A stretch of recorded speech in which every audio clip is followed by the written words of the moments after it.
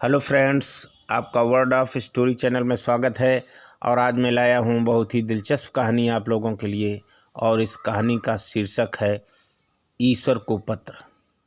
इस कहानी में एक किसान ईश्वर को पत्र लिखता है और किन हालात में वो ईश्वर को पत्र लिखता है, ये सारी चीज़ जानने के लिए शुरू से आखिर तक इस कहानी को पूरा सुने, देखें, तभी इस कहानी का पूरा लुत्फ़ हासिल होगा।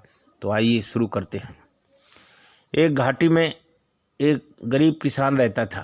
वो घाटी उसके गांव से, बस्ती से थोड़ी दूर पर थी। तो उस घाटी में वह खेती करता था। एक बार उसने गेहूं बोया और गेहूं बोकर जब फसल बड़ी हुई और लगभग फसल तैयार होने को थी, यानी किसान फसल को काटने ही वाला था, उसी समय तेज ओलावृष्टि हो गई। यानी बहुत तेज ओले गिरे। ओले के कारण फसल पूरी तरह बर्बाद हो गई। फसल बर्बाद होने पर किसान ने जब खेत देखा तो वह बहुत ज़्यादा दुखी हुआ। उसके पास दूसरी फसल बोने के लिए खाद और बीज का इंतज़ाम न था। वो बड़ा मायूस था। बस्ती से दूर रहता था, इसलिए गांव में ज़्यादा उसका व्यवहार अच्छा नहीं था। कोई भी व्यक्ति उसे उधार पैसा देने को तैयार नहीं था। वह बहुत ही मायूस था। ऐसी मायूसी की हालत में उसे कुछ समझ में नहीं आ रहा था कि आखिर अगली फसल हम कैसे बोएंगे खेत में। इन्हीं सारी चीज़ों को सोचते हुए उसने ये इरादा किया कि मैं ईश्वर को एक ख़त लिखूँगा।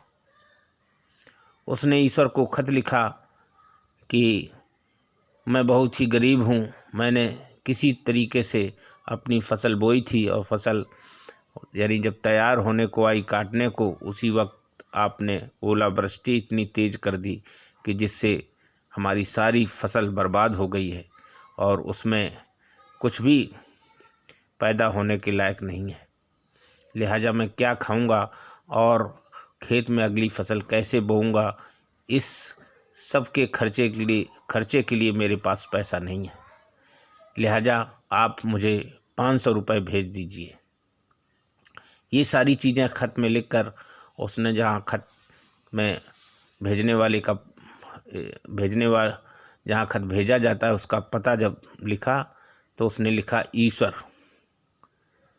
और इतना लिखने के बाद अपना भेजने वाले के सेंडर्स पता लिखा, अपना नाम पता लिखा घाटी का जहाँ वह रहता था। और इतना सब लिख करके वह उस खत को पोस्ट ऑफिस में डाल आता है। जब पोस्ट ऑफिस में डाल आता है और उस खत की पोस्ट ऑफिस में छटनी होती तो पोस्टमैन को मिलता है, तो उसको ये एक अनोखा पत्र था उसके लिए। वह ये पत्र सबको दिखाता है। पत्र खोल के जब पोस्टमैन अपने कर्मचारियों के साथ सब पढ़ते हैं तो उसे बड़ा आश्चर्य होता है कि इस खत को मैं ईश्वर तक कैसे पहुंचाऊं। ईश्वर तक तो वो नहीं पहुंचा सकते थे, लेकिन सबने आपस में मशवरा किया कि उसकी जो मांग है कि इसमें 500 रुपये भेज दिए जाएं, तो सारे कर्मचारी उसे 500 रुपये का इंतज़ाम करके एक मनी ऑर्डर के ज़रिए उसको वहाँ पैसे भेज देते हैं।